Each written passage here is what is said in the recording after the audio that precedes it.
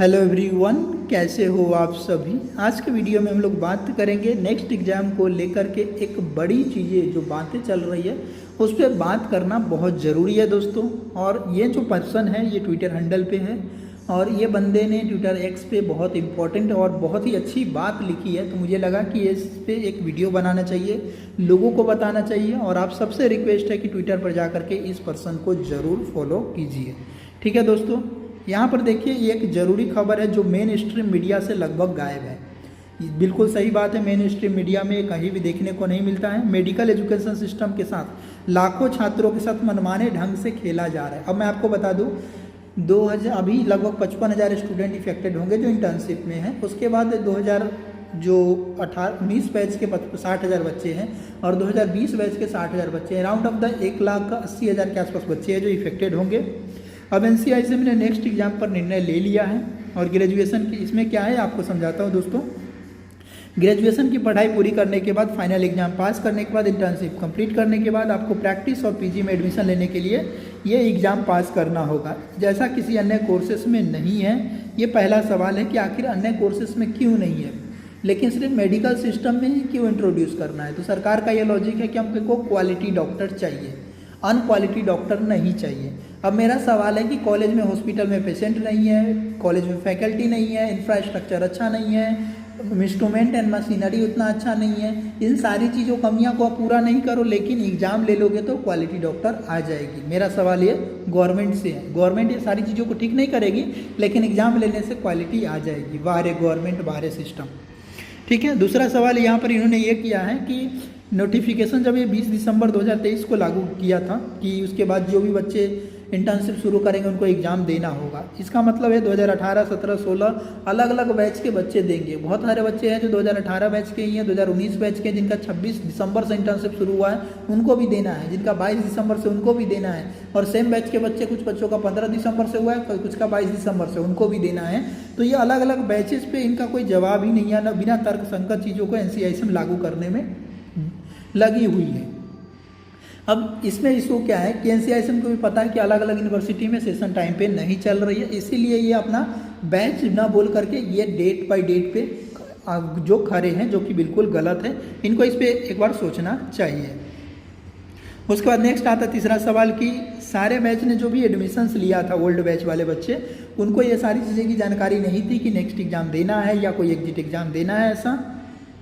अब ये ज़बरदस्ती बच्चों के ऊपर थोपा जा रहा है जो कि बिल्कुल भी गलत है। आपको कोई भी चीज़ें पर चेंज करना है चीज़ों को तो नए बैच से लागू किया जाता है, ना कि ओल्ड बैच से। चौथा सवाल है MBBS के छात्रों पर नेक्स्ट लागू होना था। MBBS पे सबसे पहले बात हुई थी जो मनसुख मांडविया थे हेल्थ मिनिस्टर, उन्होंने कहा था कि कोई बैच नहीं बचेगा। 2019 के बाद के जितने भी बैच होंगे 2019 से सारे बैच को नेक्स्ट एग्जाम देना होगा, सारे मेडिकल कोर्स में। तो ऐसा आखिर क्या हो गया कि NMC ने MBBS बच्चों के लिए नेक्स्ट एग्जाम को विड्रॉ कर लिया, आखिर क्यों? ये बड़ा सवाल उठता है। तो इसका जवाब इन्होंने बड़ा तर्क संगत दिया है। इन्होंने ये सवाल है MBBS छात्रों पर नेक्स्ट लागू होना था लेकिन उसे टाल दिया गया, लेकिन इंडियन सिस्टम ऑफ मेडिसिन ने आनंद फानंद से लागू कर दिया। इसकी वजह क्या है?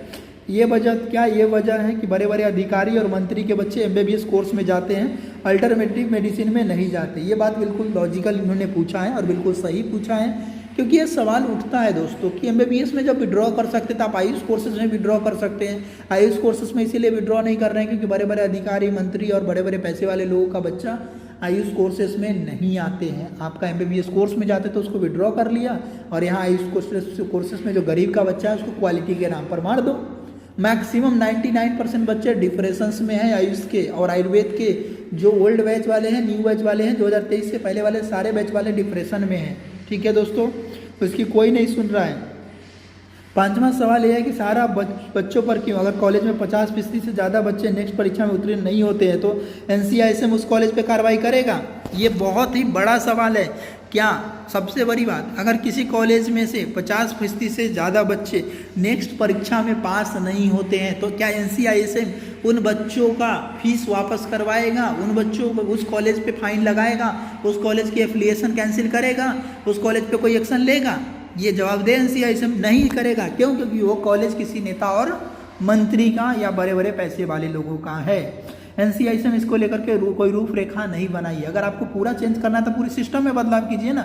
आप सिर्फ बच्चों के ऊपर क्यों चढ़ने में लगे हुए हैं? अगर नहीं बनाई तो इसका मतलब स्पष्ट है, परीक्षा का उद्देश्य शिक्षा लेवल को सुधारना नहीं बल्कि एकमात्र खाना पूर्ति है जो छात्रों को मानसिक और आर्थिक परेशानी बढ़ाएगा।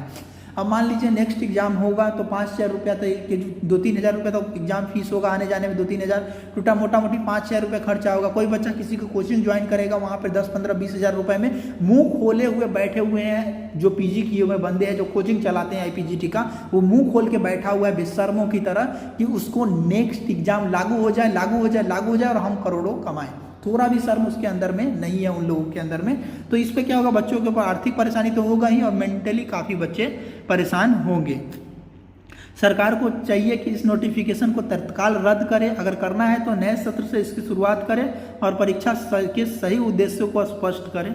मेडिकल एजुकेशन और हेल्थ पॉलिसी को लेकर सरकार की काफ़ी सजग और संजीदा होना आवश्यक है, क्योंकि लोगों के जीवन और लाइफ की सवाल है, तो उनको सजग होना बहुत ही ज़रूरत है, बहुत ही इंपॉर्टेंट है। ये बिल्कुल फैक्चुअल बात किया है दोस्तों, मैं इन बंदे के बात से बहुत अधिक सहमत हूँ।